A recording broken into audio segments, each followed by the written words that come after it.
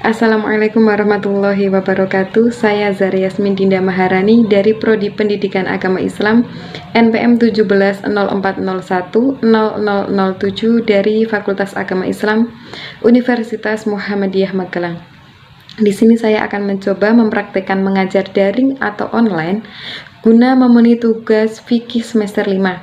Baik, di sini sudah ada PowerPoint tentang hewan kurban dan akikah.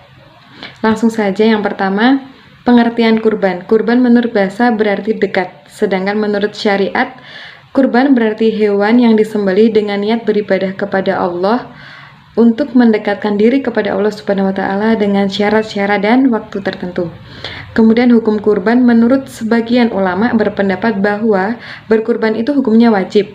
Namun, menurut jumhur ulama atau sebagian besar dari ulama berpendapat bahwa hukum berkurban adalah sunnah muakkad.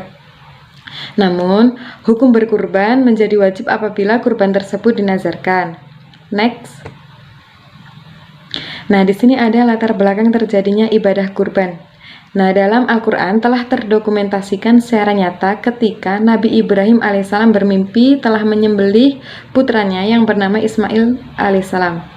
Nah, sebagai persembahan kepada Allah Subhanahu wa Ta'ala, mimpi itu kemudian diceritakanlah kepada anaknya. Nah, setelah mendengar cerita itu, Ismail langsung meminta agar sang ayah melaksanakan sesuai mimpi itu karena diyakini benar-benar datang dari Allah Subhanahu wa Ta'ala.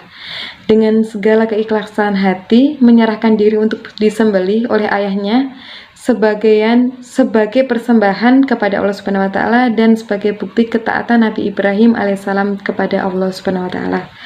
Mimpi itu dilaksanakan acara penyembelihan secara segera dilaksanakannya ketika tanpa disadari yang di tangannya adalah seekor domba. Selanjutnya ada waktu dan tempat menyembelih kurban. Waktu yang ditetapkan untuk menyembelih kurban yaitu sejak selesai sholat Idul Adha atau 10 Zulhijjah sampai terbenamnya matahari tanggal 13 Zulhijjah. Sebagaimana sabda Rasulullah yang artinya barang siapa menyembelih hewan kurban sebelum kita mengerjakan sholat, maka hendaklah ia menyembelih yang lain sebagai gantinya. Kemudian ketentuan hewan kurban adalah hewan ternak seperti unta, sapi, kerbau, dan kambing atau domba. Next. Nah, di sini ada pemanfaatan daging kurban.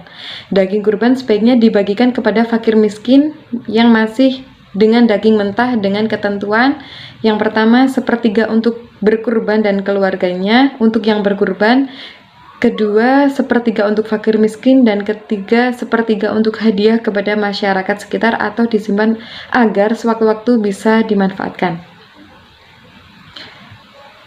Selanjutnya pengertian akikah. Nah, di sini kita masuk dengan materi akikah. Karena hewan kurban sudah dijelaskan, selanjutnya adalah pengertian akikah. Akikah dari segi bahasa berarti rambut yang tumbuh di kepala bayi. Sedangkan dari segi istilah adalah binatang yang disembelih pada saat hari ke-7 atau kelipatan ke-7 dari kelahiran bayi tersebut. Kemudian hukum akikah adalah sunnah bagi orang tua atau orang yang mempunyai kewajiban menanggung nafkah hidup si anak. Jenis dan syarat hewan akikah untuk anak laki-laki adalah 2 ekor, untuk anak perempuan 1 ekor saja cukup. Kemudian adapun binatang yang dipotong untuk akikah, syarat-syaratnya sama seperti binatang yang dipotong untuk hewan kurban. Kalau pada daging kurban disunahkan menyedekahkan sebelum dimasak, sedangkan daging akikah sesudah dimasak. Next.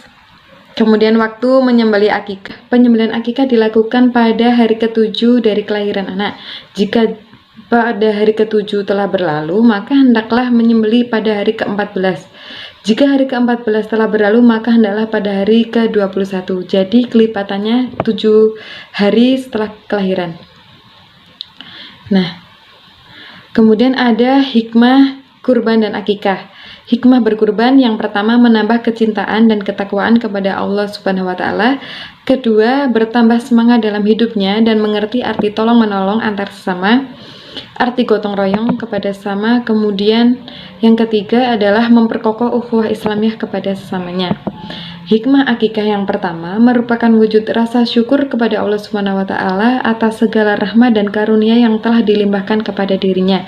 Kemudian selanjutnya menambah rasa cinta anak kepada orang tua karena anak merasa telah diperhatikan dan disyukuri kehadirannya di dunia ini. Nah, bagi orang tua juga merupakan bukti keimanannya kepada Allah Subhanahu wa taala. Kemudian hikmah akikah yang selanjutnya mewujudkan hubungan ukhuwah Islamiyah yang baik dengan tetangga dan sanak saudara. Baik, cukup itu yang dapat Ibu sampaikan. Kurang lebihnya mohon maaf. Wassalamualaikum warahmatullahi wabarakatuh.